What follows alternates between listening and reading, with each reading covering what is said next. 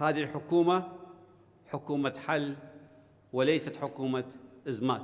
لە دۆخێکی پڕ چێشمەچێشم و قەیرانی سەختی دارایی شۆشەم سەرۆکوەزیرانی عێراق مستەفا کاظمی جڵەوی حکومڕانی وڵاتی گرتە دەست و بەڕای چاودێران دەوڵەتمەداری عێراق لە ماوەی حکومڕانەکەیدا دەتوانێت هەندێک بابەتی ڕۆژانەی پەیوەست بە خەڵک چارەسەر بکات و ڕانەگات بەوەی باری لاری سیاسی زیاتر لە چارەکە سەدەی ساڵانی ڕابردوو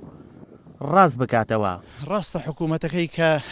کازمی حکوومەتێکە وەکو لە بەرنمەکەشیا دیارە ئەم حکوومەتە حکوومەتێکی کاتی ئەبێەوە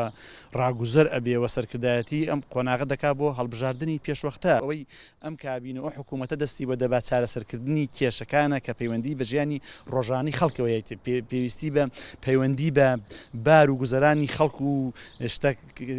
ئانیەکانی عێراقەوەیە کەەوەش لە مەسلەی کۆرۆنادا خۆی دەبینێ خۆی لە کێشەکانی نێوان هەرێم و بەغدا دەبینێ خۆی لە سەرهەڵدانەوەی ڕەوتە تیرۆریستەکانی وەکو داعش کە دەبینین لە ڕۆژانی ڕابردوودا چالاکیەکانیان زیادی کردووە کە پێویستی بەمە هەیە بار و ئابووری و گوزەرانی خەڵک دەست بۆ ئەمانە دەبا و خۆ ئامادە دەکا بۆ هەڵبژاردننی پێشوەختە لە عێراقدا. کورد لە عێراقی نوێدا کە پشتیوانی سەرەکی پێکێنانی ئەم کابینەی حکوومەت بوو بە بۆچوونی ڕۆژنامەنووسان پێویستە کار لەسەر مافە دەستوریەکانی بکات کە لە دوای پرۆسی ئازادی عێراقەوە وەک پێویست جێبەجێ ناکرێت. ئەم کابینەیە لەبەرەوەی نوێیە خۆناغێکی نوێشە بێ بۆ حکومڕانی لە عێراق و لەم چوارچێژدا هەرێمی کوردستان مادام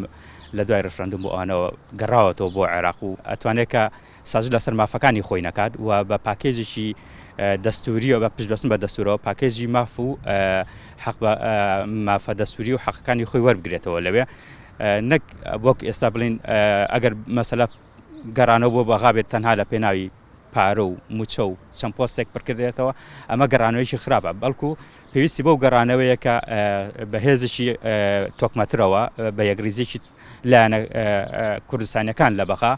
عێراق لە نێوان دەستێوەردانی دەرەکی و بەرتەسکی دۆخی ناوخۆیی سیاسی ڕۆژگار بەڕێ دەکات هەروەیە شارەزایانی بەڕێوەبردن وای دەبینم پەڕینەوە لە قۆناغێک بۆ قۆناغێکی تر بۆ مستەفا کاظمی ئاسان نابێت. داسیار محەممەد گەلی کوردستان سلێمانی.